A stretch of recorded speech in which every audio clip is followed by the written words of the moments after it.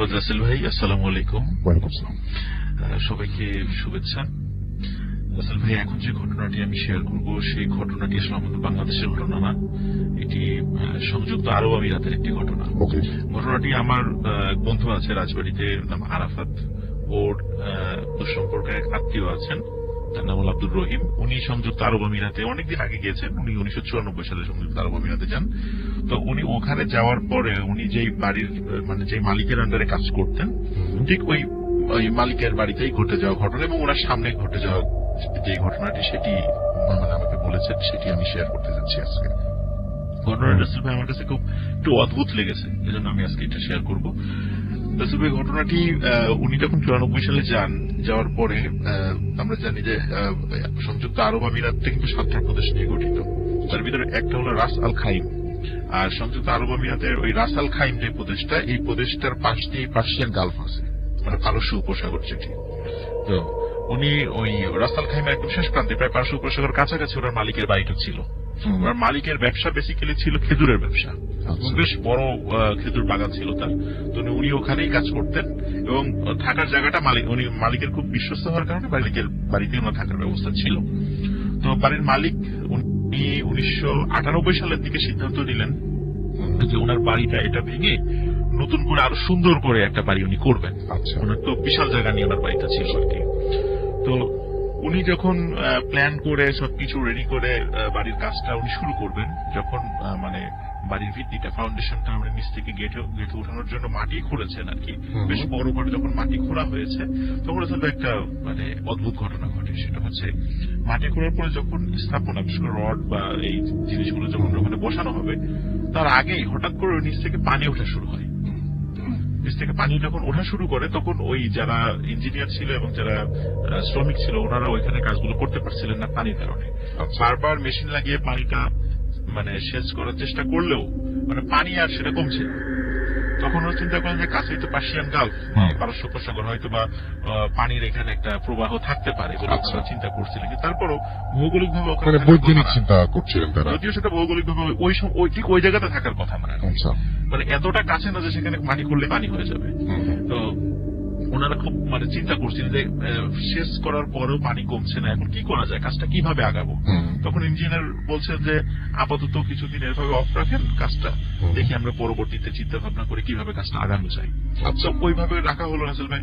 তো প্রতি রাত্রে রাসেল ভাই মানে ওনার একটা অদ্ভুত শব্দ শুনতেন। সেটা হলো রাতের বেলা মনে হতো যে ঠিক সমুদ্রে যেভাবে পানির যে ঢেউ হয়, ওনার ওই বাড়ির জন্য তৈরি করা গর্তের মানে একটা পুকুরের মতো হয়ে গেছিল সেখানে ছোটখাটো। তো ওইখানে মনে হতো যে ওখানে এরকম রাত্রেবেলা ঢেউ হয় সমুদ্রের মতো। আচ্ছা। তো এই বিষয়টা ওনার কাছে খুব অদ্ভুত লাগতো। তো উনি চিন্তা করতেন হয়তো বা রাতের বেলা আমি হয়তো বা ভুল শুনি, এরকম হতেও পারে, বা বাতাসের শব্দ এটা হতেও পারে। তো উনি একদিন ওই স্রোতের শব্দ শুনে উনি সত্যি সত্যি নিচে নামেন যে আসলে ঘটনা কি। এবং সত্যি রাসেল উনি দেখেন যে ওই পানিতে অদ্ভুত ধরনের মানে একটা ঢেউ হচ্ছে, মানে সমুদ্রের ঢেউয়ের মতো ওখানে ঢেউ হয়ে ঢেউ আবার আশ্রে পড়ছে।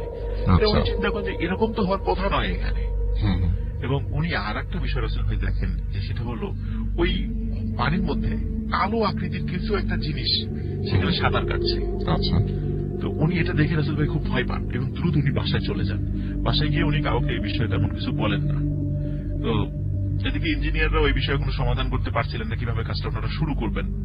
তো এর মধ্যে রাসেল ভাই আর কয়েকটা ঘটনা ওনার ফ্যামিলিতে ঘটতে থাকে। সেটা হলো প্রতি রাত্রে হঠাৎ মানে কোন মহিলার কান্নার আওয়াজ ওনাদের ঘরের মধ্যে শোনা যায়, যে কোনো মহিলা বা নাকি সুরে কান্নাকাটি করছে। তো এটা উনি খোঁজার চেষ্টা করেন, মানে কোনো সমাধান হয় না।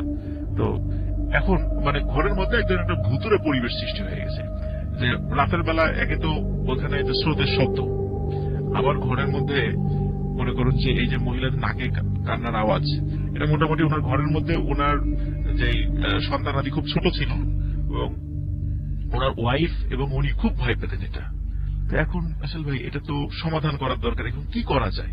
তো যেহেতু উনি একজন ধার্মিক লোক ছিলেন, তো উনি স্থানীয় একজন খুব ভালো আলেমের শরণাপন্ন হন। তো ভালো আলেমের শরণাপন্ন হওয়ার পরে ওই আলেম বলেন ঠিক আছে রাত্রে আমি আসবো আপনার বাড়িতে, দেখি এটা নিয়ে কি করা যায়। তো তো রাসেল ভাই রাত্রে উনি আসেন, মধ্যরাত্রের দিকে উনি আসেন। আসার পর উনি বলেন যে আমাকে আপনার ওই যেখানে গর্ত করেছেন বাড়ি করার জন্য ওখানে নিয়ে চলে। আচ্ছা। তো ওখানে উনি নিয়ে যান। নিয়ে যাওয়ার পরে বলে যে আপনারা সবাই একটু আমার পিছনে দাঁড়ান এবং কেউ ভয় পাবেন না, আমি দেখি চেষ্টা করি করা যায়। ওখানে রাসেল ভাই যে আব্দুর রহিম যে ভাইয়ের কথা বললাম, উনি ওখানে দাঁড়ানো ছিলেন। আচ্ছা। আসলে কি ঘটনাটা ঘটছে ওনার চোখের সামনে। তো উনি যিনি আলেম যিনি এসেছিলেন ওখানে, উনি ওখানে আসার পর দোয়া পড়তে শুরু করেন এবং দোয়া পড়ার পরে মনে হচ্ছে যে ওই পানির স্রোতটা মানে আরো ভয়ঙ্কর আকার ধারণ করছে। সবাই খুব ভয় পাচ্ছেন এখানে হচ্ছেটা কি আসলে। সমুদ্রের সেই ঝড়ের মতো উত্তাল সমুদ্র মনে হচ্ছে এই ছোট্ট জায়গার মধ্যে চলে আসছে। কারণ হঠাৎ দেখছেন যে ওর ভিতর থেকে আস্তে আস্তে একজন লোক উঠে আসলো, তার সমস্ত শরীর ভেজা, মাথার চুলগুলো অনেক বড় বড়। তো উনি আসার পরে মানে ওই আলেম ওনাকে সালাম দিলেন। আচ্ছা। সালাম দেওয়ার পরে উনি বলছেন যে আপনি এখানে কেন বিরক্ত করছেন, এই জায়গাটা তো আর একজনের, এখানে তো উনি বাড়ি নির্মাণ করছেন, তো আপনি কেন এই জায়গাটাতে দখল করে রেখেছেন, আপনি এই জায়গা ছেড়ে চলে যান। আচ্ছা। তখন সবার সামনে সবাই কিন্তু রাসেল ভাই ঘটনাটা দেখছে, সবার চোখের সামনে, মানে সবার কাছে দৃশ্যমান ঘটনাটা। তো উনি বলছেন যে ওসমানীয় খেলাফত যখন প্রতিষ্ঠিত হয় তখন থেকে আমি এখানে, আমি আমার স্ত্রী। এখানে বলে রাখা ভালো রাসেল ভাই, ওসমানীয় খেলাফত কিন্তু আপনার 1299 সালে প্রতিষ্ঠিত হয়। তার মানে আমরা যদি এখন হিসাব করি প্রায় 800 বছর। আচ্ছা। 800 বছর ধরে উনি ওখানে বসবাস করেন। বলে আমি এবং আমার স্ত্রী আমি এখানে বসবাস করি। 300 বছর আগে আমার সন্তান মারা যায়, আমার সন্তানের কবরও এখানে, সুতরাং আমি এখান থেকে যেতে পারবো না, আমাকে এখানেই থাকতে হবে। আর আমার রাত্রেবেলা যে কান্নার শব্দটা শোনেন ওটা আমার স্ত্রীরই কান্না। সে চায় না যে আপনারা এখানে বাড়ি নির্মাণ করেন, তার ছেলের এই কবর ছেড়ে সে যেতে চায় না। আপনারাই বলেন আমি কি চলে যাব না থাকবো। তো সবার সামনে এই কথা বলার পরে বাড়ির যিনি মালিক উনি তো ওখানে দাঁড়িয়েছিলেন, তো উনি সাহস করে এগিয়ে আসেন, এসে বলেন যে আপনি যদি এখানে থাকতে চান আমার কোনো আপত্তি নেই, তবে সেক্ষেত্রে আপনি নিজের হাতে আমাকে দেখিয়ে দেন আমি ঠিক কতটুকু জায়গা ছেড়ে দিয়ে বাড়িটা করতে পারি। আপনি যদি কতটুকু দেখিয়ে দেন আমি ওই অংশটুকু ছেড়েই বাড়ি করবো। রাসেল ভাই সবার সামনে একটা লাঠি নিয়ে ওই ব্যক্তি একটা ইশারা করে একটা দাগের মতো টেনে দেন যে আপনি যদি এতটুকু থেকে বাড়িটা তৈরি করেন তাহলে আমার কোনো সমস্যা নেই। বলে ঠিক আছে তাই হবে, আপনি এখানে থাকবেন। তো বাড়ির যিনি মালিক উনি বলেন আচ্ছা। রাসেল ভাই তারপরে হঠাৎ যেটা মানে দেখে যে পরের দিনে ওই মানে কাকতালীয় ভাবে এক ফোঁটা পানিও ওখানে ছিল না। আচ্ছা। কোথায় যে পানি চলে গেল। এরপর রাসেল ভাই নতুন করে নকশা করে উনি পরবর্তীতে ওখান থেকে বাড়িটা সরিয়ে নিয়ে মানে ওই বাড়ির প্ল্যানটা ঠিকই ছিল, জাস্ট জায়গার ওইটা উনি সরিয়ে বাড়িটা তৈরি করেন। রাসেল ভাই যে ভাইয়ের কথা আমি বললাম যে ওনার সামনে ঘটে যাওয়া ঘটনা, এবং আরো যে ঘটনাটা হলো যে ওই যে জিন দম্পতি ওনারা পরবর্তীতে ওই ফ্যামিলির লোকদের সাথে এতটা মিশে গিয়েছিলেন যে ওই ফ্যামিলির যারা ছিলেন তারা ওই জিন দম্পতিকে মানে দাদা দাদি বলে সম্বোধন করত। এবং এখন পর্যন্ত স্টিল নাও এখন পর্যন্ত ওই ফ্যামিলির সাথে ওই জিন দম্পতির সম্পর্ক অনেক ভালো। তো আমার কাছে অদ্ভুত লেগেছে যে আমরা সাধারণত দেখি যে জিনে অ্যাটাক করলে আমরা তো ছাড়ানোর চেষ্টা করি, এখানে যে জিনের সন্তান ওখানে কবর আছে এই খবর এই জিনিসটা শুনে ওই মালিক নিজেই তাদের জন্য জায়গা ছেড়ে দিয়েছে। এবং এই ঘটনায় জিনেরা এত খুশি হয়েছে ওই দম্পতি, স্টিল নাও ওই জিনের দম্পতি ওদেরকে ওরা পরিবার বানিয়ে নিয়েছে। এবং এখন পর্যন্ত রাসাল খাইমের ওই যে বাড়িটা আছে আর কি পার্সিয়ান গালফের কাছাকাছি, মোটামুটি ওখানকার স্থানীয় লোকেরা সবাই জানে যে এই ফ্যামিলিতে জিন দেখা যায়, গেলেই জিন দেখা যায়। এবং আব্দুর রহিম ভাই উনি 2008 সাল পর্যন্ত ফ্যামিলিতে ছিলেন, পরে ওনার ভিসার মেয়াদ শেষ হওয়ার পরে উনি বাংলাদেশে চলে আসেন। এটা কতটুকু ভয়ঙ্কর ঘটনা আমি বলতে পারবো না, তবে আমার কাছে সেটা খুব অদ্ভুত লেগেছে যে এমনও হয়, সেটা আমার কাছে খুব অদ্ভুত লেগেছে। First story. Thank you so much. ধন্যবাদ রাসেল ভাই। রাসেল ভাই এখন যে ঘটনাটি আমি শেয়ার করবো সেটা আমার বাসার কাছেই একটি জায়গা আছে, সেই জায়গারই ঘটনা। আর ওই জায়গা নিয়ে আমি একাধিকবার রাসেল ভাই আমি গল্প বলেছি, জায়গাটা এতটা হন্টেড যে ওটার গল্প আসলে শেষ হয় না।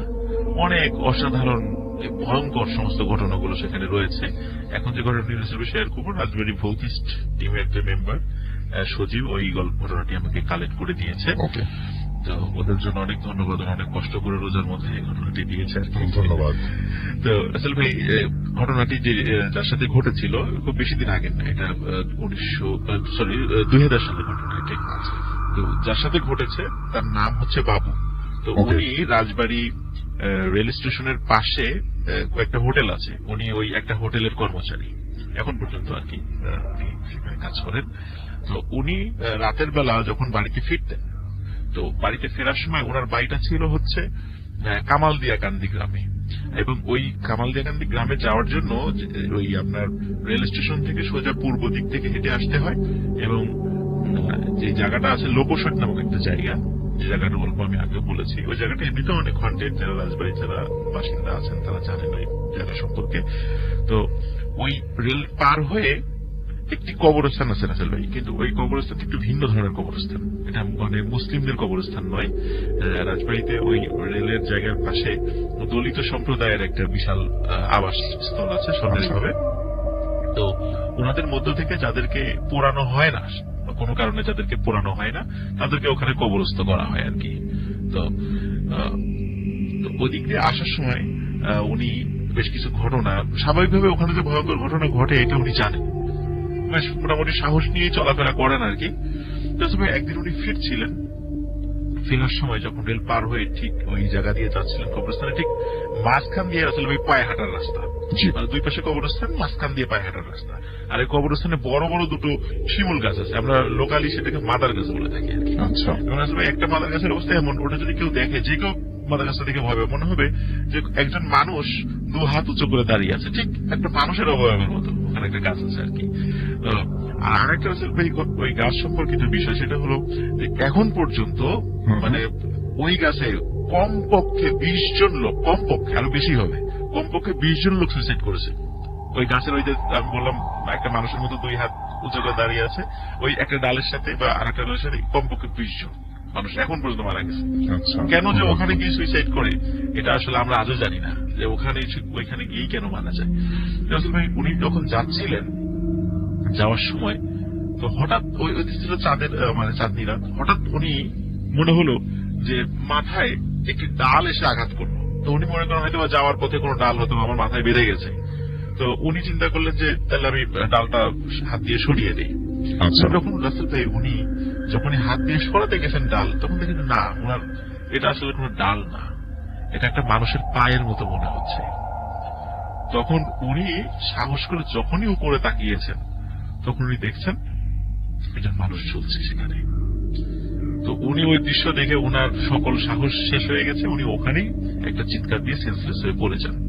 তো ওনার ওই চিৎকারটা, তখন শীতকাল ছিল, অনেক দূর পর্যন্ত গিয়েছিল। তো গ্রামের লোকজন ওখানে যারা পাশে আছে, ওনার চিৎকার শুনে মশাল নিয়ে এগিয়ে আসে। এগিয়ে আসার পরে ওনাকে ওখান থেকে উদ্ধার করে নিয়ে যায়। তখন উনি জ্ঞান ফেরে, তখন বলে যে আমি এই ঘটনা দেখেছি। বলে যে এটা তো এই জায়গার একটা সাধারণ ঘটনা, এটা নিয়ে অত ভয়ের কিছু নাই, মানে সাহস করে দোয়া কালাম করে চলবা, এগুলো কিছু হবে না।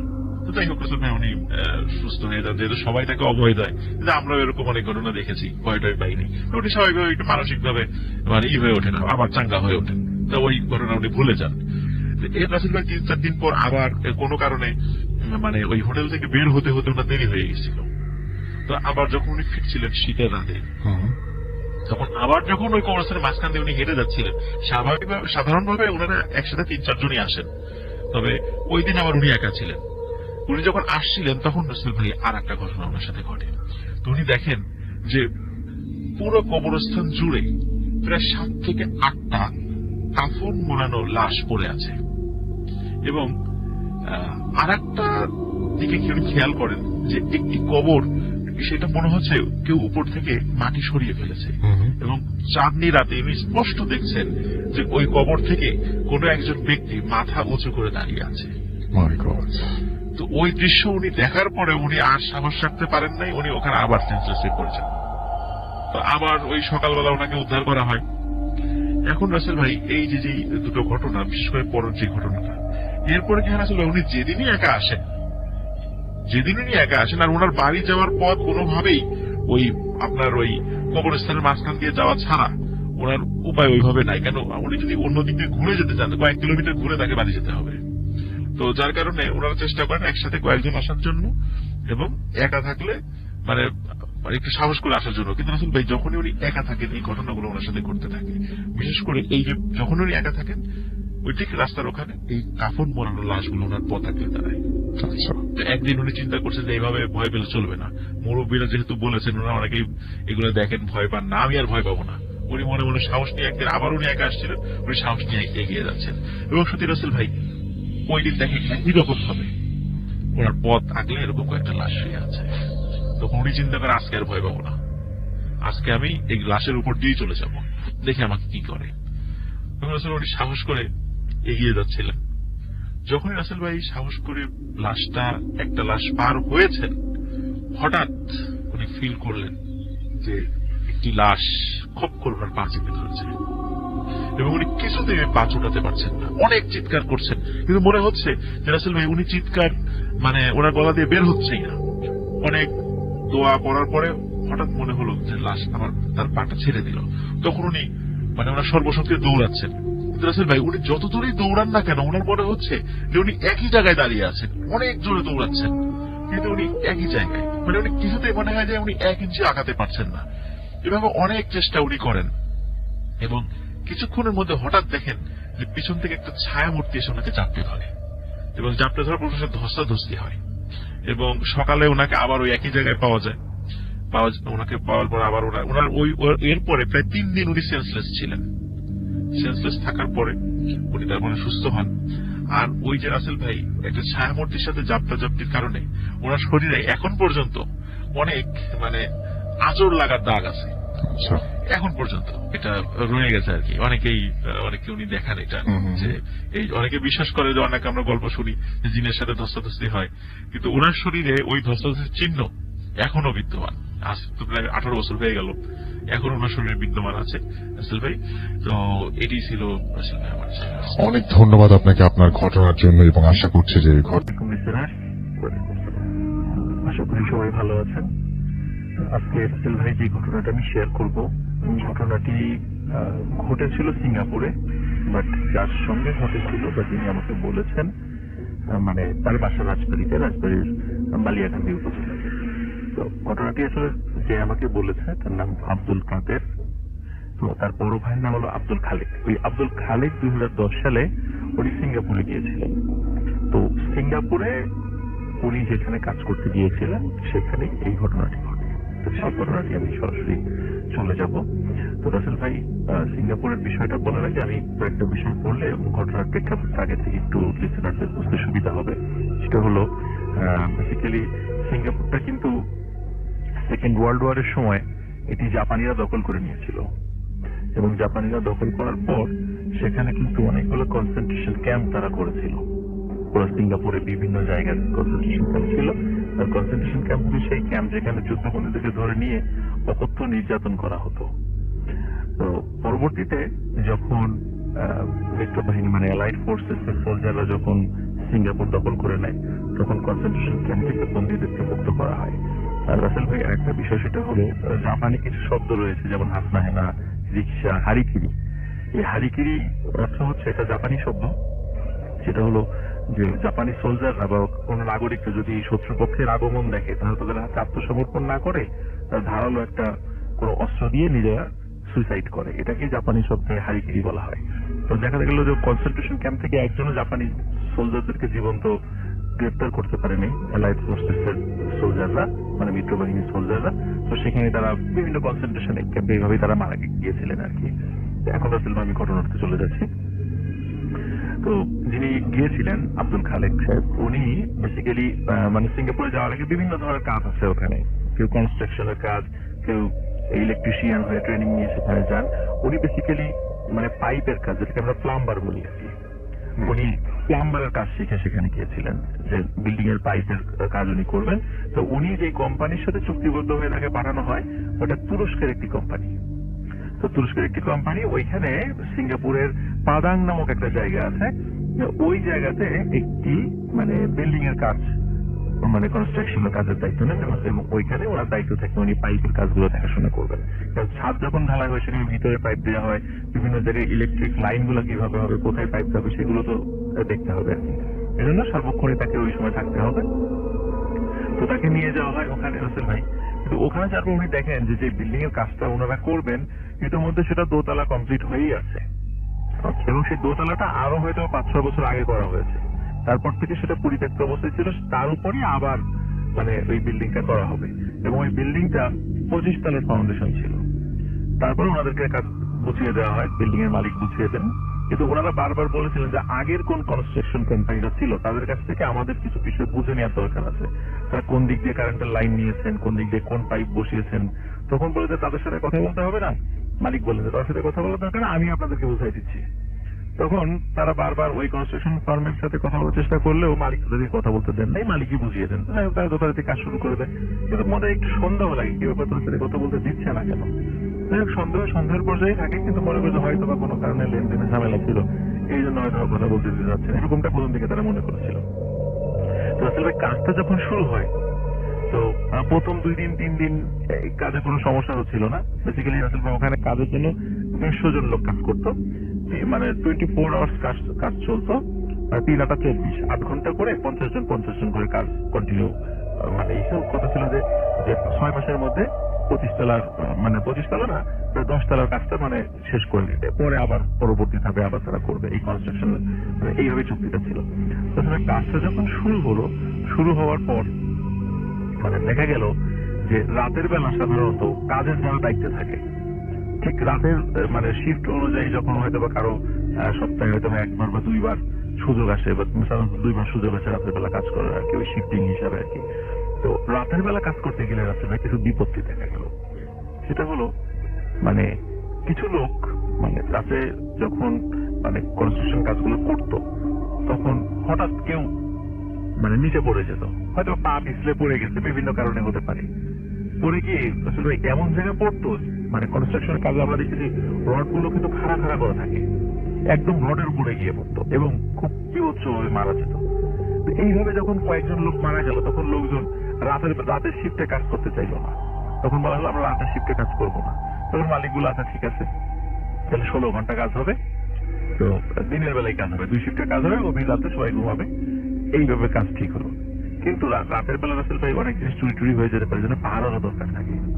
তখন ওই প্লাম্বার হিসেবে যিনি ছিলেন রাসেল ভাই, ওই পাহারার কাজে তাকে একটু নিযুক্ত করা হয় যে আপনি আপনার কাজ তো কম, তাহলে আপনি একটু যদি এই সিকিউরিটি দায়িত্বটা পালন করেন তাহলে আপনি এক্সট্রা একটা বেতন তাকে দেওয়া হবে। তো এই শর্তে উনি সিকিউরিটির দায়িত্বটা অতিরিক্ত হিসেবে নিতে রাজি হলেন। সিকিউরিটির দায়িত্ব যখন নিলেন, নেওয়ার পরে রাতের বেলা যখন ডিউটি করছিলেন তখন হঠাৎ ওনার মনে হলো যে বিল্ডিং এর নিচে থেকে মানে ওনারা তো 3 তলা থেকে মানে 2 তলা কমপ্লিট করার পর 3 তলা থেকে কাজ শুরু করেছিলেন। তখন মনে হলো একদম বেসমেন্টে মানে অনেক লোকের শব্দ, বা মনে হচ্ছে অনেক লোক কথা বলছে, এরকম মানে বিষয়টা তার কাছে মনে হয়। তখন উনি আস্তে আস্তে সাহস করে মানে উনি এবং ওনার সাথে একজন লোক ওরা নিচে যাচ্ছে। কিন্তু নিচে যাওয়ার পরে দেখা যাচ্ছে যে কোনো শব্দ নেই। ওনার সাথে যিনি লোক ছিলেন উনি ছিলেন আবার ইন্দোনেশিয়ার একজন লোক। তো উনি আবার তাকে একটু ধমক দিয়ে বললেন যে এত রাতের বেলা এখন উপর থেকে নিচে আসছি, যদি উপরে কোনো কিছু চুরি হয় তাহলে আমাদের দোষ হবে, তুমি কি শুনতে শুনেছো, তাড়াতাড়ি উপরে চলো। তখন উনি আবার উপরে চলে যান। উপরে যাওয়ার পরে আবারও শব্দ ওই আব্দুল খালেক সাহেব শোনেন। তখন যখন ইন্দোনেশিয়ার ওই লোককে বলেন চলো আবার গিয়ে দেখে আসি, তখন কিন্তু ইন্দোনেশিয়ার ওই লোকটা যেতে রাজি হয় না। তখন ইন্দোনেশিয়ার ওই লোকটা বলে যে তোমার যদি এতই আগ্রহ থাকে তো তুমি একাই যাও, আমি যাবো না। ভাই উনি একাই টর্চ নিয়ে নিচে যান। নিচে যাওয়ার পরে সত্যি তখন ওই শব্দটা মানে মিলিয়ে যায় না, তখন শুনতেছে যে অসংখ্য লোক চিৎকার চেঁচামেচি মানে আর্তনাদ এরকম করছে। তখন এটা শোনার পরে উনি বেশ ভয় পান, ওখান থেকে তাড়াতাড়ি ওখান থেকে চলে আসেন। আসার পরে ওনার মালিককে বলেন যে রাতের বেলা এই বিষয়গুলো মানে শুনেছি। তখন ওর মালিক ওনাকে বলেন যে তুমি খবরদার এই কথাগুলো মানে অন্যান্য শ্রমিকের কাছে বলো না, তাহলে তারা ভয় পাবে, তারা কাজ করতে চাইবে না। আসলে উনি প্রথম বলে আচ্ছা ঠিক আছে আমি বলবো না। আসলে ভাই পরে মানে আর 2-3 দিন পরে যখন উনি আবার রাতের একটা শিফটের ডিউটির দায়িত্ব পড়ে ওনার রাতের বেলা, তখন উনি ফিল করছিলেন যে উনি একটা জায়গায় ডিউটি করছিলেন, উনি ফিল করছিলেন ওনার আশেপাশে কিছু কালো ছায়ামূর্তি ঘোরাফেরা করছে। কিন্তু উনি মানে উনি চিন্তা করলেন যে এটা কি হতে পারে, ওনার কি মনের ভুল, রাতে ডিউটি করছে হয়তো মনের ভুল হতে পারে, ওনারা টেনশন করেন বাড়ি দেশের বাড়ি নিয়ে, হয়তো ভুল হতে পারে, এটা উনি প্রথম ভুল ভেবে দিচ্ছিলেন। কিন্তু মনে হলো যে কে যেন ওনার কানের কাছে এসে ফিস ফিস করে বলছেন যে গো গো গো, মানে চলে যাও চলে যাও, এরকম কথা বলছেন। তবে উনি সেটাতেও কোনো গুরুত্ব দেন না শুরুর দিকে। এরপরে রাসেল ভাই বেশ কিছু লোক যারাই রাতের বেলা ডিউটি করে তারাই কানা ঘোষা করে যে রাতের বেলা তারা কিছু শুনতে পায়, মানে কোনো মানুষের উপস্থিতি বা কারো উপস্থিতি তারা টের পায় সেখানে। এরপরে মানে এই কথাগুলো যখন একে একে চারদিকে চতুর্দিকে ছড়িয়ে পড়ে যে হ্যাঁ রাতের বেলা এখানে ভূতুরে কিছু শোনা যায়, এবং এই কিছু মানুষ যে মারা গিয়েছিল কিছুদিন আগে, হয়তোবা রাতের বেলা কাজ করার সময় ওরা এই টাইপের কোনো কিছু থেকে ভয় পেয়েছিল, সবার মধ্যে এই টাইপের কথা শুরু হয়ে যায়, অনেকে কাজ ছেড়ে দিয়ে চলে যেতে চায়। তখন মালিক তাদেরকে অনেক বুঝিয়ে শুনিয়ে বলে যে এগুলা কিছু না, এটা এমনিতেই হয়েছে অ্যাক্সিডেন্ট, আবার বুঝিয়ে শুনে রাখে। আসলে সর্বশেষ আব্দুল খালেক ভাইয়ের সাথে যে ঘটনাটা ঘটেছিল সেটা হলো উনি আবার যখন রাতের বেলা ডিউটি করছিলেন তখন আবার নিচ থেকে প্রচুর আর্তনাদ।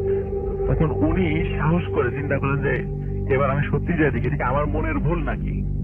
তো উনি অনেক সাহস করে সত্যি রাসেল ভাই নিচে যান। সেখানে যাওয়ার পরে উনি তখন মানে এতদিন তো শুধু মানে শুনেছেন, তখন চোখে উনি দেখলেন অসংখ্য লোক সেখানে মানে আর্তনাদ করছে এবং নির্দয় ভাবে কাউকে পেটানো হচ্ছে, কাউকে হত্যা করা হচ্ছে, মানে এটা এক বিভীষিকাময় দৃশ্য, কারো শিরচ্ছেদ করা হচ্ছে, কাউকে ফাঁসি দেওয়া হচ্ছে, এরকম বিভীষিকাময় দৃশ্য সেখানে উনি দেখলেন।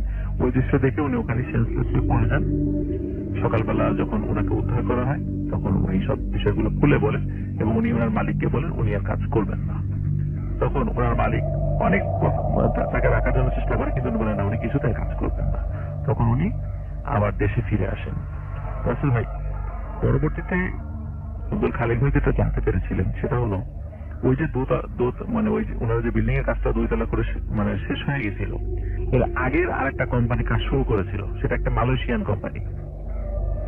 মালয়েশিয়ান কনস্ট্রাকশন কোম্পানিটা কাজ শুরু করলেও ওনারা ওই কনস্ট্রাকশন কোম্পানির প্রায় 27 জন লোক সেখানে মারা যায়, যার কারণে শ্রমিকরা কাজ করতে অসম্মতি জানায় এবং ওই কোম্পানিটা আর কাজটা কন্টিনিউ করতে পারে না, 2 তলা পর্যন্ত করে ওখানে কাজটা শেষ করে রাখে। তারপরে 5-6 বছর পরে আবার তুরস্কের একটা কোম্পানির কাজটা মানে কনস্ট্রাকশন কোম্পানির কাজটা দায়িত্ব পায় এবং তারা কাজটা শেষ করার জন্য হাত দেয়। আসলে পরবর্তীতে আব্দুল খালেক ভাই উনি খোঁজ খবর নিয়েছিলেন যে ওইটা শুধু 4 তলা পর্যন্ত পরবর্তীতে করা সম্ভব হয়েছিল। এরপর থেকে ওই পাদাং নামক স্থানে ওই বিল্ডিংটা 25 তলা বিল্ডিংটা 4 তলা করেই ওর কাজটা সমাপ্ত।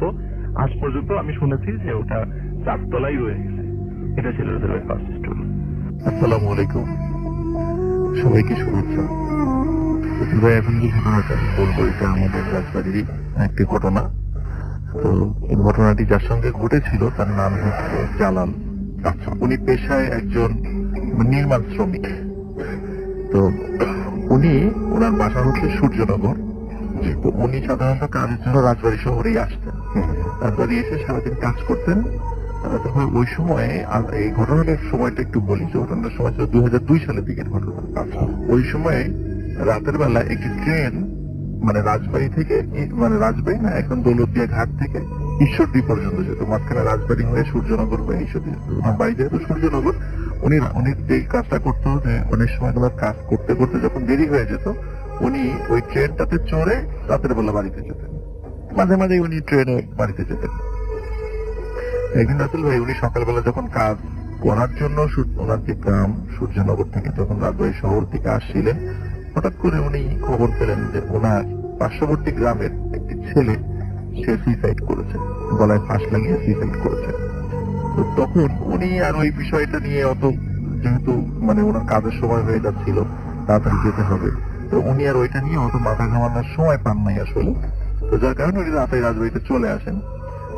রাজবাড়িতে আসার পরে উনি ওই দিন ওনার কাজ শেষ করতে করতে দেরি হয়ে যায়। যখন ওনার কাজ শেষ করতে করতে দেরি হয়ে গেল, তখন উনি চিন্তা করলেন যে যেদিন দেরি হয়ে যায় সাধারণত আমি ট্রেনে বাড়িতে যাই, আজকে রাত 10টার সময় ট্রেনটা আসলে তখন আমি যাবো।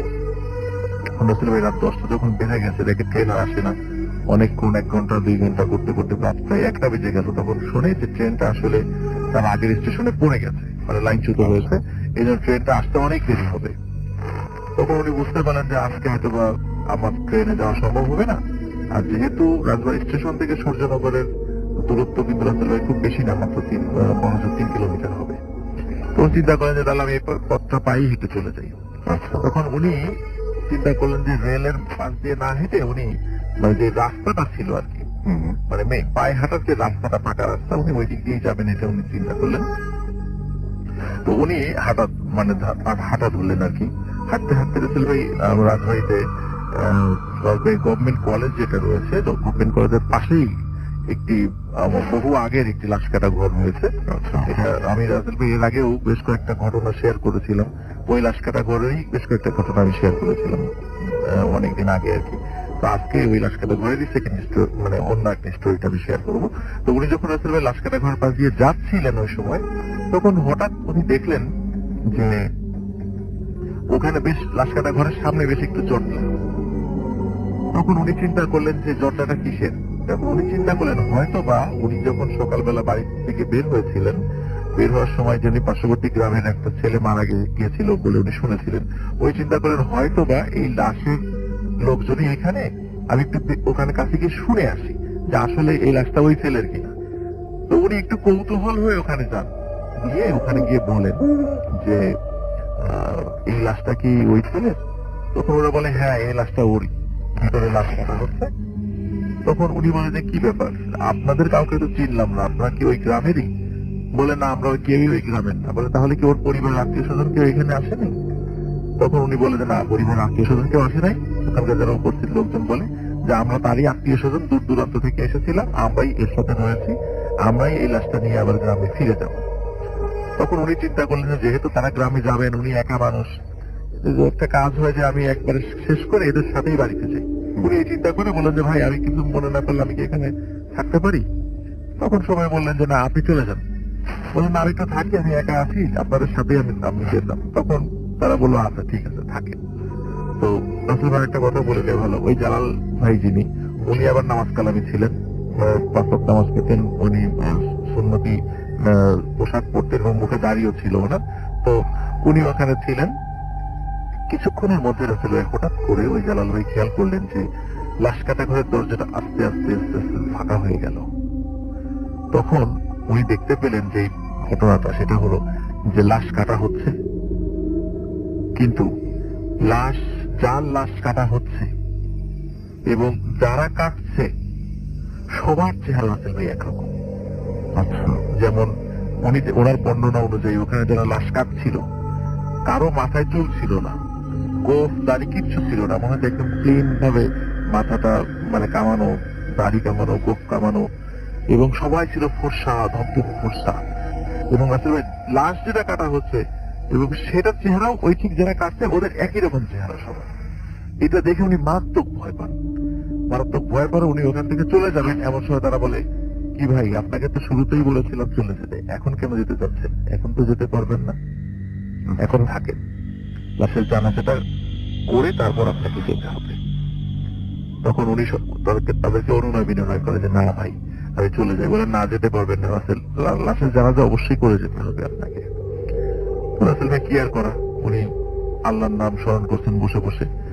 তো ঘন্টাখানেকের মধ্যে লাশ কাটা শেষ হয়ে যায়। লাশের ঘর থেকে লাশটা বের করে নিয়ে আসা হয়। বের করে নিয়ে আসার পরে সবাই বলে যে ওনাকে বলে জালাল সাহেবকে যে এই লাশকে আপনি এখন গোসল দিবেন। বলে গোসল দেবো, গোসলের আনুষঙ্গিক জিনিস পাবো কই? বলে সব আমরা এখানেই রেখেছি, এইখানেই গোসল দিবেন, লাশটা আমরা নিয়ে গিয়ে দাফন করে দিব। তখন রাসেল ভাই মানে আপনি বলছেন যে মানে একটু চিন্তা করলে, আমরা যদি একটু চিন্তা করি যে একটু আগে যাকে দেখা গেল যে সবাই একই চেহারার লাশ কাটছে এবং যার লাশ কাটছে তার চেহারাও একই রকম, যারা কাটছে তাদের মতো, সেই লাশকে গোসল দেয়া এটা কিন্তু খুব সাহসিকতার একটা ব্যাপার এবং অত্যন্ত ভয়েরও ব্যাপার বটে। রাসেল ভাই উনি সাহস সঞ্চয় করে উনি ওই লাশকে গোসল দিলেন। লাশকে গোসল দেওয়ার পরে তাকে কাফন পরালেন। কাফন পরানোর পরে তখন তার জানাজাটাও পড়ালেন।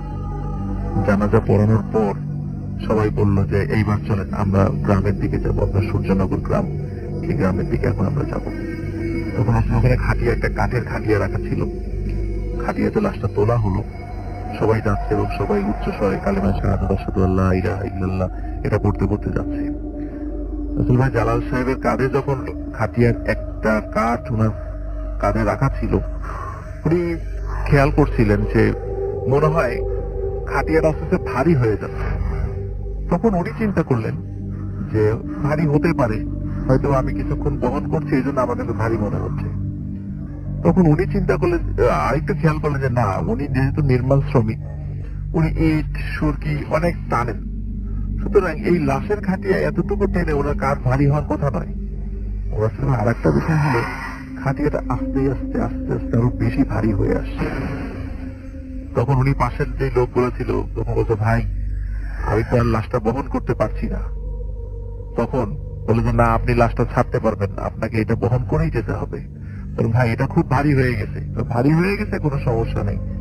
ওনারা বলছিলেন ভারী হয়ে গেছে কোনো সমস্যা নেই, লোক আসছে, লোক এসে ধরবে। তখন তাদের লোক এসে কোথায় ধরবে, মানে যে কাঠ, এই কাঠটা তো ছোট, মাত্র 2-3 জন কাঠ লাগাতে পারবে বলে।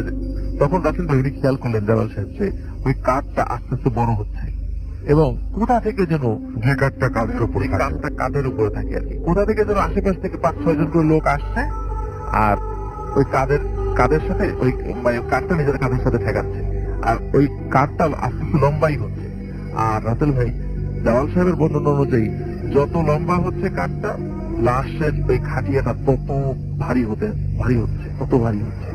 একটা সময় উনি আর সহ্য করতে পারলেন না ভার, তখন উনি এই খাটিয়াটা ছেড়ে দিয়ে এক লাফ দিয়ে পিছন দিকে সরে গেলেন যে না, আর সহ্য করতে পারছি না আমি এই ভার। তখন রাসেল ভাই উনি দেখলেন একটু আগে যে লাশটি কাটা হচ্ছিল, সেই লাশটি মানে খাটিয়ার উপরে বসে আছে এবং তার শরীরে যে কাটা দাগগুলো একটু আগে কাটা সেলাই করা হয়েছে সেগুলো স্পষ্ট ভাবে দেখা যাচ্ছে এবং খুব বড় বড় চোখে জালাল সাহেবের দিকে তাকিয়ে আছে। রাসেল ভাই তখন আর এই দৃশ্যটা জালাল সাহেব সহ্য করতে পারলেন না, তখন উনি ওখানে সেন্সলেস হয়ে পড়ে যান। সকালবেলা উনি নিজেকে আবিষ্কার করেন সূর্যনগর অত্যন্ত পুরাতন একটি কবরস্থান, এটা এখনো কবরস্থানটা আছে, এটা সূর্যনগর রেল স্টেশনের ঠিক পাশে। যারা সূর্যনগর বাড়ি আছে তারা হয়তো বা এটা আপনারা অবশ্যই চিনবেন। সূর্যনগর রেল স্টেশনের একদম পাশে একটি কবরস্থান রয়েছে, একদম গ্রামীণ কবরস্থান, পুরাতন একটা কবরস্থান। ওই কবরস্থানে উনি নিজেকে আবিষ্কার করেন। আবিষ্কার করার পর রাসেল ভাই ওনার সমস্ত শরীরে, উনি যেটা দেখেন সমস্ত শরীরে বড় বড় মানে মানে দাগ হয়ে আছে, মনে হচ্ছে ওনার সমস্ত শরীরে কোনো পিঁপড়া জাতীয় কোনো প্রাণী কামড়িয়েছে। অথচ ওইখানে কিন্তু ওই ধরনের ওনাকে সমস্ত শরীরে কামড়ানোর মতো ওই ধরনের উনি ঘুম থেকে উঠে কোনো কিছু উনি অস্তিত্ব খুঁজে পান নাই।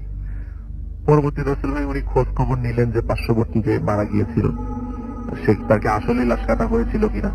তখন খবর নিলেন না, তার আসলে লাশ কাটা হয়নি, তাকে ফাঁসি দেওয়ার মারা যাওয়ার পরে স্থানীয় চেয়ারম্যানরা পুলিশের কাছ থেকে অনুমতি নিয়ে তাকে লাশ ময়নাতদন্ত ছাড়াই তাকে দাফন দিয়েছিল। যেহেতু সে সুইসাইড করেছে এবং সেটা প্রমাণিত ছিল, এই জন্য ময়নাতদন্তের প্রয়োজন হয় নাই।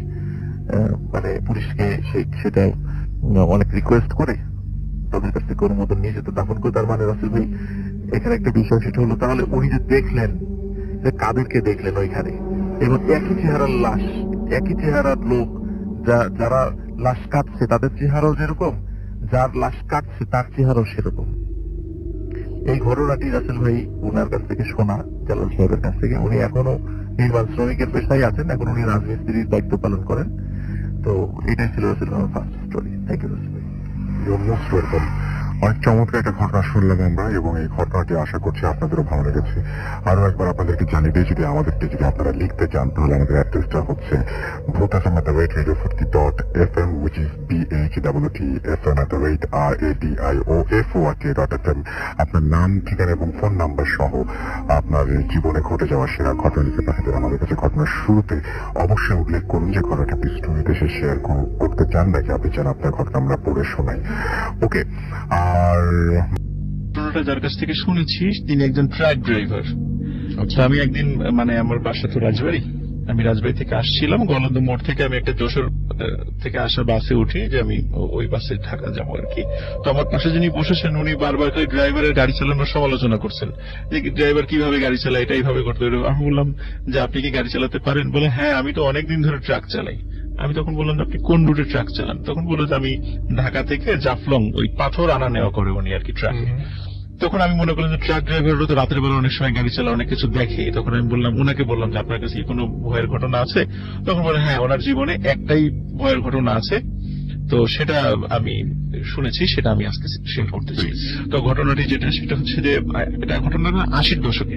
উনি তখন ছোট ছিলেন, উনি ট্রাকের হেল্পার, প্রথম ছিলেন হেল্পার আর কি, হেল্পার ছিলেন। তো উনি ওনার ওস্তাদের সাথে ওই ট্রাকে জাফলং থেকে পাথর নিয়ে আসতেন, ঢাকাতে নিয়ে আসতেন আর কি। তো এটাই ছিল ওনার কাজ। তো একদিন জাফলং থেকে রাতের বেলা যখন ট্রাকটা লোড করা হয় পাথরে, তখন এলাকার কিছু লোক ওইখানে যারা পাথর শ্রমিক যারা ছিল, তখন তারা বললো ভাই একটা মানে আমাদের এখানে একটা ডেড বডি আছে, আমাদের এক শ্রমিক মারা গেছে হঠাৎ করে স্ট্রোক করে। তো এর বাড়ি ব্রাহ্মণবাড়িয়া, আপনি যখন যাবেন তখন ব্রাহ্মণবাড়িয়াতে আমরা 2 জন লোক দিয়ে দিচ্ছি, এদেরকে নামিয়ে দেবেন। এটা মানবিক মানে দিক চিন্তা করে তখন ওনারা রাজি হচ্ছিলেন না। তারপরে পাথর শ্রমিকরা ওনাদেরকে কিছু টাকা দেওয়ার করলেন যে এই টাকাটা নেন। তখন দেখলো যে ভালোই তো, মানে এই পাথর নিয়ে যত টাকা হবে লাভ হবে, ওই লাশ নিয়ে মানে ওই পরিমাণ টাকা হবে। তখন ওনারা ওই লোভে পড়ে রাজি হলেন আর কি। আর যেহেতু ওই শ্রমিকগুলো ওদের সাথে মানুষের সাথে আগে থেকে পরিচিত ছিল, যেহেতু সবসময় পাথর আনা নেওয়া করতেন, এই জন্য না করতে পারেন নাই। ওনারা 2 জন লোক পাথর লোডই ছিল, মানে পাথর দিয়ে ট্রাকটা লোড করা ছিল, পিছনের ওই অংশে ওনারা ওঠেন আর কি, এবং লাশটা কাফনে মোড়ানো ছিল। তো ওনারা 2 জন ট্রাকের উপরে লাশ সহ বসেন, 2 জন শ্রমিক এবং ওই হেল্পার এবং ড্রাইভার ওর গাড়ির ভিতরে ছিল। তখন ওনারা যখন ট্রাক নিয়ে আসছেন, তখন যারা জাফলং এর ওদিকে আসা যাওয়া করেন, তখন আপনারা হয়তো দেখে থাকবেন ওখানে জয়ন্তাপুর নামে একটা বাজার আছে। যাওয়ার সময় মানে জাফলং এর আগে জয়ন্তাপুর পরে, তো জয়ন্তাপুরে এসে ট্রাক ড্রাইভাররা এখনো দেখবেন ওখানে হোটেল আছে, ওনারা ওখানে খাওয়া দাওয়া করেন রাতের বেলা, মানে মোটামুটি সারা রাতি খোলা থাকে। তো তখন অত ভালো ছিল না, ছোটখাটো হোটেল ছিল আর কি ওখানে। তো জয়ন্তাপুরের থেকে ওনারা খাওয়া দাওয়া শেষ করে যখন ট্রাক নিয়ে আবার সামনের দিকে এগোতে থাকলেন, তখন যিনি ট্রাক ড্রাইভার মনে হল যে জয়ন্তাপুর, ওনার তো স্মোক করার অভ্যাস ছিল, তো জয়ন্তাপুর থেকে তো মানে সিগারেট কিনতে ভুলে গেছে, ওনার তো একটু সিগারেট খাওয়াতে হবে। তখন তার হেল্পার বলে ওস্তাদ সামনে তো বাজার আছে, কোনো না কোনো দোকান তো অবশ্যই খোলা পাওয়া যাবে, রাত হলেও খোলা থাকে, তো আপনি ওখান থেকে কিনে নিয়েন। ভালো আইডিয়া। তো ওনারা চিন্তা করেন সামনের বাজার থেকে কিনে নেব। সত্যি বাজারে দূর থেকেই দেখা যাচ্ছিল কয়েকটা দোকান, ছোট দোকান খোলা ছিল। ওখানে যারা রাতে বাজার যারা পাহারাদার থাকে ওনারাও ছিল। তখন ওনারা যখনই ওই ট্রাকটা বাজারের কাছাকাছি এসেছে, দোকানদার পাহারাদার যে যেখানে ছিল ওই ট্রাকটা দেখেই মানে পরিমরি করে যে যেদিকে পারে দৌড় দিয়ে চলে যাচ্ছে। ওনারা খুব অবাক হলেন যে কি ব্যাপার, আমরা মানে বাঘ না ভাল্লুক, আমরা এখানে আসার আগে এরা সবাই দৌড় দিয়ে চলে গেল, ঘটনা কি? তখন উপরে দেখে যে না, 2 জন লোকও ঠিক আছে, লাশও ঠিক আছে, সবই ঠিক আছে। তো সমস্যাটা কি? ওনারা কিছুতে সমস্যা ধরতে পারলেন না। তখন চিন্তা করে হয়তো হবে অন্য কিছু, ভয় পেয়েছে। তখন ওনারা আবার ট্রাক নিয়ে চলা শুরু করলেন, মনে করেন সামনে অন্য কোনো বাজার থেকে হয়তো সিগারেট কিনে নেবেন। সামনে যে বাজারে গেলেন সেম ঘটনা, একই রকম ঘটনা, সবাই পালিয়ে যাচ্ছে। ওনাদের ট্রাক যে যেখানে মানে দেখা মাত্রই যে যেদিকে পাশে রাতের অন্ধকার মানে দৌড়ে পালিয়ে যাচ্ছে। ওরা আবারও চেক করে না, লাশও ঠিক আছে, 2 জন লোকও ঠিক আছে। 2 জন লোকও কিছু বুঝতে পারছে না যে কি ব্যাপার, এভাবে লোকজন পালিয়ে যাচ্ছে কেন। যাই হোক, আবার ওনারা ট্রাক চালানো শুরু করলেন। সামনে একটা ট্রাক আসছিল ওনাদের অপোজিট পাশ থেকে। ওই ট্রাকের ড্রাইভার ওনাদের ওই ট্রাকটা দেখে উনি ট্রাক অ্যাক্সিডেন্ট করে বসেন, মানে আগত যে ট্রাকটা, এবং ওটা কোনো মেজর অ্যাক্সিডেন্ট ছিল না, মানে রাস্তা থেকে একটু সাইডে চলে আসে। যাই হোক, বাট ওনাদেরকে দেখে করে, এবং ওনারা ওই ট্রাকটা আবার সামনে থামিয়ে নেমে আসেন যে কি ব্যাপার, কি হলো। ওনাদেরকে দেখে ওই ট্রাকের ড্রাইভার এবং হেল্পার যে যেখানে ছিল ওনারা দৌড়ে পালিয়ে যাচ্ছে। ওনারা কিছুতেই বুঝতে পারছেন আসলে ঘটনাটা কি হচ্ছে ওনাদের সাথে। যাই হোক, উনি তো সিগারেট কিনতে পারলেন না এই ঘটনার কারণে। দীর্ঘ পথ পাড়ি দিয়ে সিলেট শহরের কাছাকাছি যখন ওনারা এসেছেন, তখন ওখানে পুলিশের আবার চেকপোস্ট আছে, পুলিশের চেকপোস্ট আছে। তো পুলিশের সদস্যরা ওনারা দূর থেকে ইশারা দিয়েছেন যে গাড়িটা স্লো করার জন্য। তো ওনারা গাড়ি স্লো করবেন, কিন্তু গাড়িটা যখনই পুলিশ সদস্যদের কাছাকাছি চলে এসেছে, মানে 100 গজ দূরে, তখন ওনারা খেয়াল করছেন যে পুলিশ সদস্যরাও ওনারাও যে যেখানে পারে ছুটে চলে যাচ্ছে, ওনারা এখানে দাঁড়াচ্ছেন না। এবং ওই বাজারে একজন মানে খুব বৃদ্ধ একজন মানে নাইট গার্ড ছিল, উনি আর পালাতে পারেন নাই, উনি অজ্ঞান হয়ে পড়েছেন। ওনারা ট্রাক থেকে নেমে আসেন, নেমে আসার পরে কোনো কারণ বুঝতে পারছে না। শেষে ওই যেহেতু হাতের কাছে একজন পাওয়া গেছে সেন্সলেস অবস্থায়, তাকে একটু পানি টানি ছিটা দিয়ে তাকে ই করা হয়। তখন উনি জ্ঞান ফিরে বলতেছেন, এই তোমরা ট্রাকে কাকে নিয়ে আসছো? বলে, কেন, আমরা তো ট্রাকে পাথর নিয়ে আসছি এবং একটা লাশ আছে, সাথে 2 জন আছে। বলে, না, তোমরা তো শুধু লাশ নিয়ে আসো না, তোমরা তো বিশাল আকৃতির সব দানব নিয়ে আসছো ট্রাকে করে। বলে, এটা কিভাবে সম্ভব? বলে, হ্যাঁ, তুমি যখন ট্রাক নিয়ে আসছিলে তখন আমরা দেখতে পাচ্ছি তোমার ট্রাকের উপরে 3-4 জন বিশাল আকৃতির ভয়ঙ্কর চেহারা দানবের মতো, এবং তোমাদের ট্রাকের 2 পাশে, মানে ট্রাকের যে 2 পাশে 2টা জানালা থাকে, 2টা জানালার পাশে 2 জন দানব দাঁড়িয়ে আছে, এরকম ভয়ঙ্কর চেহারার 2 জন দাঁড়িয়ে আছে। তো এটা দেখেই তো আমি সেন্সলেস হয়ে গেছি, দৌড়াতে পালাতে পারিনি। আর যারা যদি দেখেছে তারা মনে হয় এই কারণে দৌড়ে পালিয়ে গেছে ভয়ে। তখন ওনারা চিন্তা করলেন যে যদি এই ব্যাপার হয় তাহলে দেখি তো লাশটা কোথায়। ওনারা তখন গিয়ে দেখেন লাশও নাই, ওই 2 জন ব্যক্তিও নাই। তখন ওনারা খোঁজা শুরু করলেন, সবাই মিলে খোঁজা শুরু করলে তখন দেখলেন ওই 2 জন লোক কিছু একটু দূরেই মানে সেন্সলেস অবস্থায় পড়ে আছে, ট্রাকের উপর লাশের সাথে যে 2 জন ছিল, যে 2 জন শ্রমিক ছিল। তো ওনাদেরকে আবার জ্ঞান ফিরে আনা হয়। তো ওনাদেরকে জিজ্ঞেস করে কি হয়েছে, ওরা বললেন আমরা কিছুই বলতে পারবো না, খালি হঠাৎ মনে হলো মানে কেউ যেন আমাদের গলা ধরে ধাক্কা দিয়ে ট্রাকের উপর থেকে ফেলে দিল, এবং তারপরে আর আমাদের কিছু মনে নেই। তখন বলছে, তাহলে লাশটা কোথায় গেল, লাশটা খুঁজি এখন। তখন আরো কিছু আশেপাশের লোকজনকে ডেকে নিয়ে আসা হলো, সবাই মিলে লাশ খোঁজাখুঁজি, মানে যে যেভাবে পাশে খুঁজছে। ওনারা বেশ দূরে, বেশ অনেক দূরে দেখলো যে বড় আকৃতির মানে অস্বাভাবিক রকমের বড় কয়েকজন মানুষ কি যেন নিয়ে যাচ্ছে, সাদা সাদা কি যেন। ওনারা দৌড়ে সেখানে চলে যান, অনেক চেষ্টা করেন সেখানে যাওয়ার জন্য, মাঠের মধ্যে বেশি দৌড়াদৌড়ি শুরু করেন। তো ওনারা দেখছিলেন যে ওই লাশটির মাথা ধরেছে সামনে একজন ব্যক্তি, মাথা ধরে আছে, যেমন আমরা খাটিয়াতে দেখি যে 4 জন ব্যক্তি চারপাশে ধরে আছে, ঠিক সেম মানে মাথাটা একজন ধরে আছে এক হাত দিয়ে, 2 হাত 2 জন ব্যক্তি ধরে আছে, 2 পা 2 জন ব্যক্তি ধরে আছে। ওনার পিছন থেকে বলেন, এই তোমরা কে, দাঁড়াও দাঁড়াও, লাশ নিয়ে কোথায় যাচ্ছ? তখন ওনারা আর পিছন দিকে তাকালেন না। তারা খেয়াল করলেন যে 2 হাত ধরে 2 জন ছিল এবং 2 পা ধরে 4 জন ছিল এবং মাথা ধরে 2 জন ছিল। ওনারা একজন ডান পাশে একজন বাম পাশে, 2 জন হেঁটে চলে যাচ্ছে, এবং যে যেভাবে লাশটা হাতে ধরা ছিল, যার হাত যার ধরা ছিল, ওটি হাত ছিঁড়ে নিয়ে চলে গেলেন, আর একজন আর এক হাত ছিঁড়ে নিয়ে চলে গেলেন, 2 জন 2 পা ছিঁড়ে নিয়ে 4 জন 4 দিকে চলে গেলেন, এবং মাথা যিনি ধরেছিলেন উনি মাথা ছিঁড়ে নিয়ে সামনের দিকে চলে গেলেন। এবং ওনারা যখন হেঁটে যাচ্ছিলেন তখন ওনারা মানে যিনি গল্পমুখী করেছেন উনি মনে হচ্ছিল যে সিঁড়ি দিয়ে যেমন মানুষ হেঁটে মানে আস্তে আস্তে উপরে ওঠে, মনে হচ্ছে আকাশে সিঁড়ি লাগানো আছে। ওনারা হেঁটে হেঁটে ওই লাশের ওই খণ্ডিত অংশগুলো নিয়ে ওনারা হেঁটে হেঁটে উপরে চলে মিলিয়ে গেলেন, এবং ওই লাশটি মাথা হাত পা বিহীন অবস্থায়, ওই কাফন ছিল শরীরের সাথে, ওই অবস্থায় পড়ে থাকলো।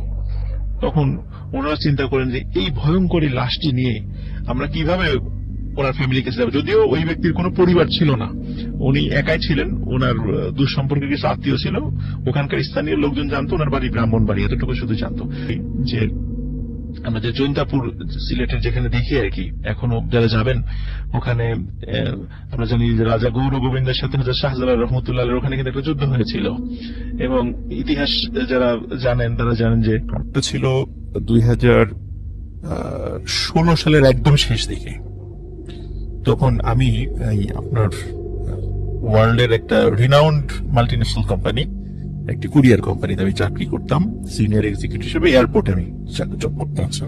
তো তখন আমাদের ওই কোম্পানিটা তখন আবার আর একটা মাল্টিন্যাশনাল কোম্পানির সাথে মার্জ হয়ে যায়, মানে ওইটা কিনে নেয় আর কি।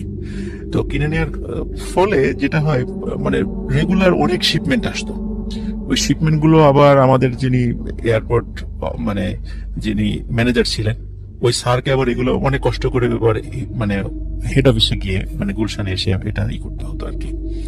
তো একদিন যেটা হয় রাসেল ভাই, উনি গুলশানে আসেন, আসার পরে উনি কাজ যাই হোক করেন আর কি, কিন্তু আমি মাঝে মাঝে আসতাম, মানে আমাদের কাজ ওইভাবে এখানে ছিল না, হঠাৎ আসতাম জরুরি কোনো কাজ থাকলে। তবে এমনিতেই আমি একদিন আসি, নতুন অফিস দেখার জন্য আসি আর কি। তো আসার পরে আমি যখনই ওই মানে নতুন একটা মানে মেইন বিল্ডিং ছাড়া আর একটা বিল্ডিং এ অফিসটা নেওয়া হলো পাশেই আর কি, আর একটা জায়গায়। তো আমি যখনই রাসেল ভাই ঢুকি, পুরো বিল্ডিংটা এসি করা ছিল, আমি যখনই ঢুকি সিঁড়ির কাছ থেকে হঠাৎ করে আমার মনে হলো একটা গরম বাতাস আমাকে মানে সজোরে ধাক্কা দিল। তো আমি চিন্তা করলাম যে চারদিকে আটকানো এরকম গরম বাতাস বা এই টাইপের জিনিস আসার কথা না, তারপর হতে পারে, হয়তো বা হতেই পারে, এই চিন্তা করলাম। তো আমি ভিতরে গেলাম, যাওয়ার পরে আমার এক কাজিন ছিল ওখানে জব করতো, তো ওর সাথে কথা টথা বলে আমি জিজ্ঞেস করলাম যে আসলে মানে ঢোকার সাথে সাথে এরকম একটা বিষয় হলো। তখন দেখলাম যে সবাই একে অন্যের দিকে মানে তাকাচ্ছে, মনে হলো যে ওরা কিছু লোকালো আর কি। আচ্ছা, তারপর যাই হোক আমি ওখান থেকে চলে আসি বাসায়। আমি এই ঘটনার 2 দিন পরে মানে যখন কাজের প্রেশারটা একটু কম ছিল, সাধারণত আমাদের স্যাটারডেতে মাল ডেলিভারি হতো না এয়ারপোর্টে, ওই দিন আমাদের প্রেশারটা খুব কম থাকতো। আচ্ছা, তো ওই দিন আমি আমার ম্যানেজার স্যারের সাথে ঘটনাটা শেয়ার করলাম, স্যার এই তো ঘটনা, আমি তো গেলাম, যাওয়ার পরে মানে হঠাৎ করে এই একটা বিষয় আমার কাছে একটু খটকা লাগলো। মানে আমি এমনিতেই আসলে শেয়ার করেছি ওনার সাথে। আচ্ছা, তখন রাসেল ভাই উনি ওনার এক্সপিরিয়েন্সটা শেয়ার করেন। তো উনি বললেন যে মানে 2 days ago, মানে 2 দিন আগে উনি ওই বেশ কিছু ডকুমেন্টস নিয়ে হেড অফিসে যান। যাওয়ার পরে কাজ শেষ করতে করতে অনেক রাত হয়ে যায়। তখন নতুন যে অফিসটা ছিল সেটা উপরতলায়, মানে দোতলা বিশিষ্ট একটা, মানে বাড়িটাই ছিল 2 তলা বিশিষ্ট বাড়ি। তো ওই উপরতলায় মানে গেস্ট রুম ছিল, যদি কোনো কারণে কোনো ডেলিগেটস আসে তাদেরকে থাকার ব্যবস্থাও সেখানে ছিল। তখন বলা হলো যে আপনি আজকে রাতে কষ্ট করে বাসায় যাওয়ার দরকার না, আপনি এখানেই থাকেন। তখন উনি সারাদিন অত্যন্ত মানে পরিশ্রম করেছেন। তো উনি সেখানে দ্রুত কাপড় চোপড় ছেড়ে দ্রুত মানে উনি শুয়ে পড়েন। শুয়ে পড়ার সাথে সাথে মানে উনি তখনও ঘুম আসে নাই, হঠাৎ করে উনি দেখেন যে একটি মানে মহিলা ওনার রুমের মধ্যে হাঁটাহাঁটি করছে। আচ্ছা, এবং শুধু মহিলা না, আমার দেখে একটা বাচ্চা বাইরের যে করিডোর আছে, দরজাটা খোলা ছিল, বাইরের করিডোর দিয়ে দৌড়াদৌড়ি করছে। আচ্ছা, তখন উনি জানতেন যে এখানে রাত্রে কেউ থাকে না, কিন্তু নিচে হয়তো বা ওই যে নাইট গার্ড এরা থাকতে পারে। তখন চিন্তা করে যে এখানে মহিলা আসলো কোথা থেকে বা বাচ্চা আসলো কোথা থেকে, এটা তো আসলে ইম্পসিবল। তখন উনি যখন লাইট জ্বালালেন দেখেন কিছুই নাই। উনি আবার নিচে গেলেন, নিচে যাওয়ার পরে যেখানে নাইট গার্ড ছিল অফিসের, তো বললো যে এখানে কি কোনো মহিলা বা বাচ্চা আপনারা দেখেছেন বা এখানে কেউ থাকে? তখন আর কি ওনারা বলেন যে না, তো এখানে কেউ থাকে না, এরকম তো কেউ থাকে না, আপনি হয়তো ভুল দেখেছেন, আপনি করেন, আপনি গিয়ে শুয়ে পড়েন বাসায়, মানে উপরে গিয়ে শুয়ে পড়েন। উনি শুয়ে পড়েন রাসেল ভাই। এরপরে মানে ঘটনাটা আরো মারাত্মক। জি, উনি দেখছিলেন এরপরে ওনার রুমের মধ্যে একটি মহিলা এবং একটি বাচ্চা দুজনেই গলায় ফাঁস লাগিয়ে চলছে। এই দৃশ্য দেখার পর আসলে রাসেল ভাই উনি যেই ড্রেসেই ছিলেন মানে দৌড় নিচে নেমে আসেন এবং দারোয়ানকে বলেন তো আসলে বলেন তো ঘটনাটা কি। তখন ওরা বলে যে স্যার আপনি কি কিছু দেখেছেন? বলে যে হ্যাঁ আমি দেখেছি। তখন বলে যে স্যার মানে এখানে একটু সমস্যা আছে। তখন উনি সাথে সাথে অফিসের এমডি সাহেব স্যারকে ফোন করে, আর ওনারা ওখানে অফিসটা কন্টিনিউ করতে পারে নাই সঙ্গত কারণে। আমি মানে বাড়িটারই বলছি না, যারা অন্তত গুলশান 2 থাকেন তারা হয়তো বা এই বাড়িটা সম্পর্কে আপনার অবগত আছেন। তো এটাই ছিল রাসেল ভাই, যেহেতু আমি মোটামুটি ফার্স্ট আমি এটা এক্সপিরিয়েন্স মানে করেছিলাম যে এখানে হয়তো বা কিছু থাকতে পারে, এবং সত্যি রাসেল ভাই আমি অ্যানালাইসিস করে দেখলাম আসলে এখানে এই সমস্যাটা আছে। এটা আমাদের ম্যানেজার স্যারের সাথে ঘটেছিল এবং অনেকের সাথেই ঘটেছিল। তো আমি মোটামুটি ম্যানেজার স্যারের কাছ থেকে জিনিসটা শোনার পরে মানে আমি এতদিন তো আসলে বলি নাই, আজকে সুযোগ হলো, আজকে ঘটনাটা শেয়ার করলাম। Thank you so much, thank you.